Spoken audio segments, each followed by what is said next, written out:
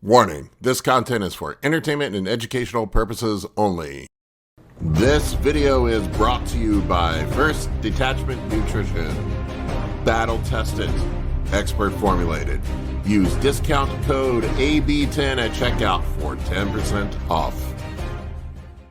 How's the Serostim experiment going? Looks like it's going well. It's going pretty good. You're looking unreal, dude. It's going pretty good. Well, so last week when I was talking to you guys, I was talking about like my hands were so numb that they hurt when I was sleeping. That was Saturday, so like I didn't do it Saturday night. I didn't pin a vial Saturday night. Sunday, completely gone. 5 days straight, zero numb hands. 2 days ago, I started feeling it again.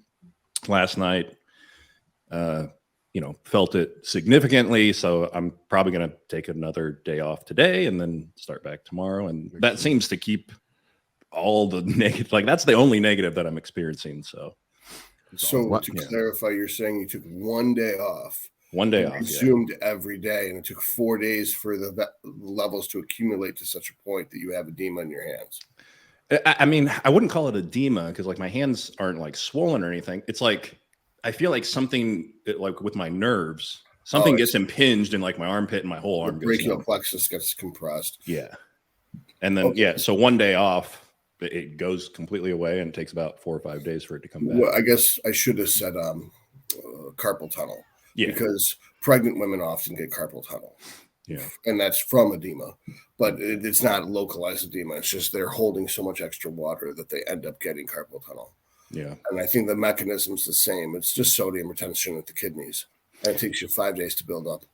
Yeah. Yeah. So, so doing 6 days on, 1 day off, that's been, I think that's going to be kind of the way forward. But I mean, I've got, 5 or 6 weeks left of it. So I think I'm at like the halfway point. But yeah, so I this last week I backed off on carbs a little bit, just so I can like legitimately start dieting. And today I was 255. But yeah, I mean it's crazy. I just feel like something's different every single day, just like as far as like leanness goes or fullness somewhere. It's very, things change fast. It's very weird. Man, I tell you what, I bought a Tesla and a puppy this week, and then I was rethinking my buying decisions. So I'm like, God damn it, man, maybe I should have bought Serostim instead. Puppy, car, Serostim. I don't know, man. It's a hard choice. I want to get that pro card at Master's. I mean, it seems, I don't know. Like I said, I'm gonna run it until you go bankrupt till the end of May.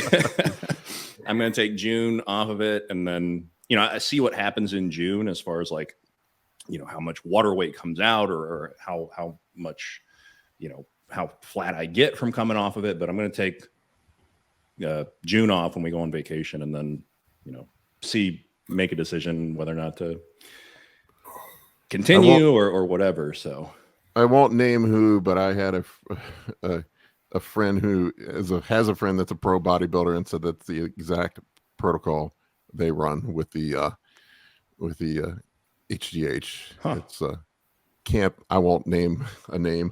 I know. We all know the camp. The camp. But that's the protocol. Yeah. It's just to follow the directions. Yeah. So I just follow the pamphlet. Yeah. So I brought it in because I was, cool. Re-looking at it today, and it's really interesting. Like they put a bunch of different like studies that they did on it, showing like it seems for. I mean, all of the ideas are for HIV patients, but it seems that like most of the results go up until 12 weeks and then it kind of like stabilizes at that for these people, not for us, but right. It's just interesting to see that on average they gained, what was it? It was, I think it said 4. Yeah. They gained in 12 weeks, 4 kilograms of body weight, lean body mass is what it was. Lean body mass. Wow. That's and crazy. lost 2 kilograms of fat. That is crazy. So that is because the study was 12 weeks, or was the study longer than 12 weeks? it went 24 weeks. So And at 24 weeks, it's the benefits same. stopped. Yeah, at it's 12 a weeks. flat line. Yeah. Okay, so in other words, you should do a 12-week run and then go off of it and then go back on after another period. That's what it seems like. Yeah. Yeah. And that's something that I also heard. I've heard Phil Viz talk about that before, to do just like a 12-week blast of it and then take some time off and then go back on it to get, that result from it. But I wonder if that has something to do with it, that study that's in the pamphlet. Well, I mean, yeah, it sounds like this is the mystery, the secret of bodybuilding is to read the drug pamphlet. Read the damn pamphlet. Follow the instructions. Well, yeah, it's funny though, because it like says,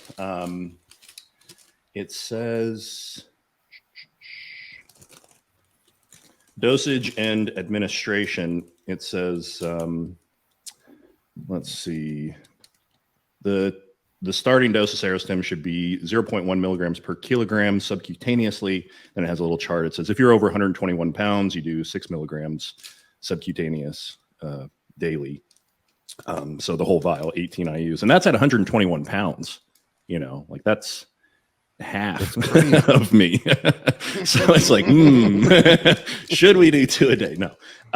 But so it says that, and then it says treatment with Serostim at this dose every other day was associated with fewer side effects and resulted in a similar improvement in work output as compared to daily. Interesting. Yeah. So because it also has studies in here on work output on like a treadmill and a bike, showing the difference between every other day and every day. And it was very similar as far as work output goes. But yeah, I don't think that applies to like the lean body mass gains and fat loss. So. The athletic skill level of the test subjects was that they were capable of walking on a treadmill or riding a bike in a stationary position. Their actual performance with weights was not tested because even a leg extension is probably beyond their capabilities. Probably, yeah. That's a good point too. Yeah.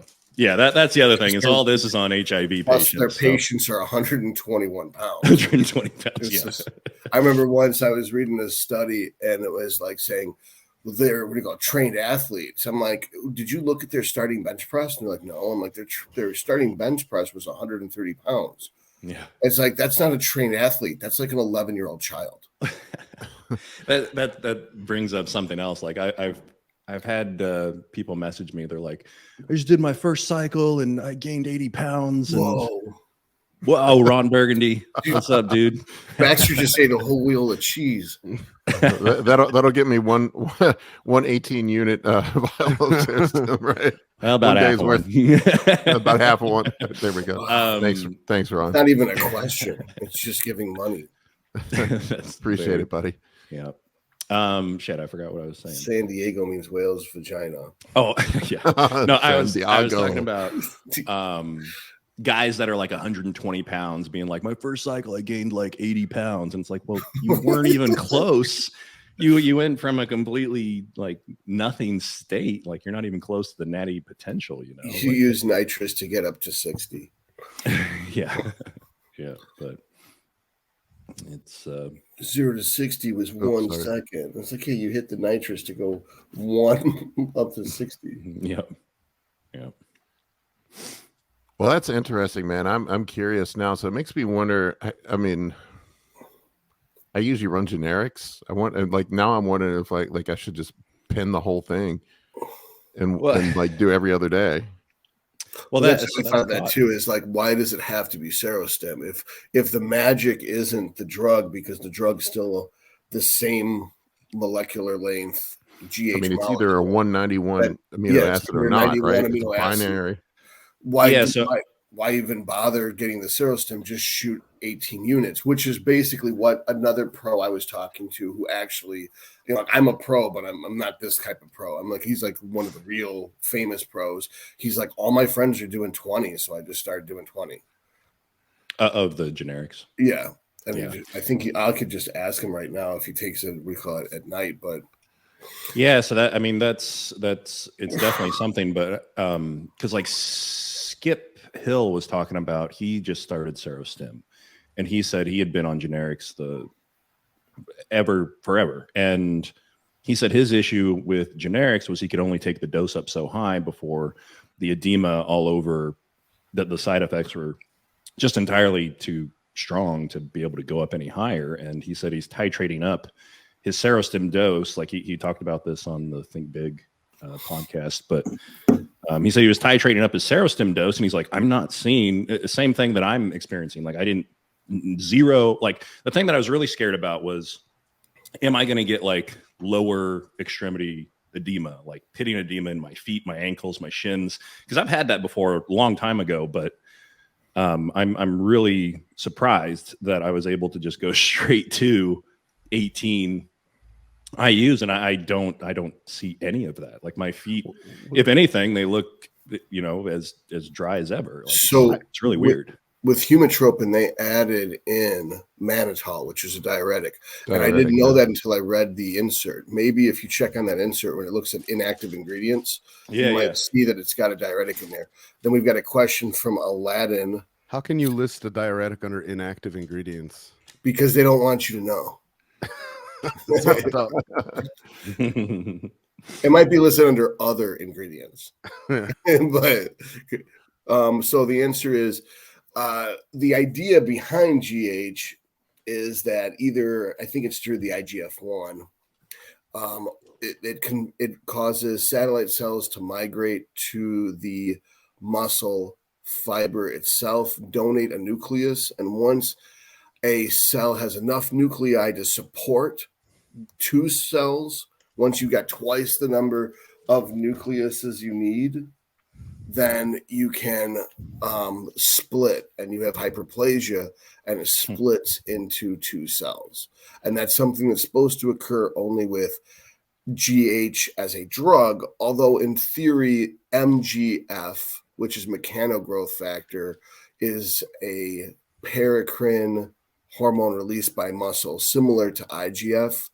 And it's actually the same exons and introns. It's just when the introns get cleaved out and only the exons are left, it's a different pattern of the exons. And I know people are probably going to be like, what the fuck is he talking about? And we don't have to actually talk about how we create the mRNA from the DNA, but basically it comes from the same DNA as IGF. It's just a different piece of mRNA created. So Aladdin, the short story is, yes, your coach is correct. That's what Todd said. So I can't find the ingredients on the pamphlet. I know they're on the box. I'm pretty sure I've seen them on the box before, but so I'm trying to find them. I'm looking on the Serostim website. I don't. Because it wouldn't, why else? Because the number one side effect, and then they've got 12 side effects that all basically mean water retention. Yeah. They're like the downstream symptom of the symptom of water retention. So they added mannitol to be able to control that. I had one of my clients, previous coach that he was working with, had him running a low dose of hydrochlorothiazide when he was on it. That makes sense. That's a smart move too, assuming you can titrate it just right. And that it's the exact amount of HCTZ to match the exact amount of G. I think it was telmisartan with a little bit of hydrochlorothiazide in it is what he was doing. I've seen that blend. I don't trust blends. I'd want to manage it myself. Yeah.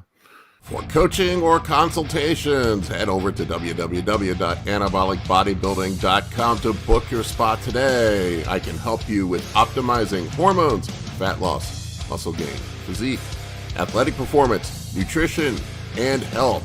For more information, shoot me an email at bigp3rd@gmail.com.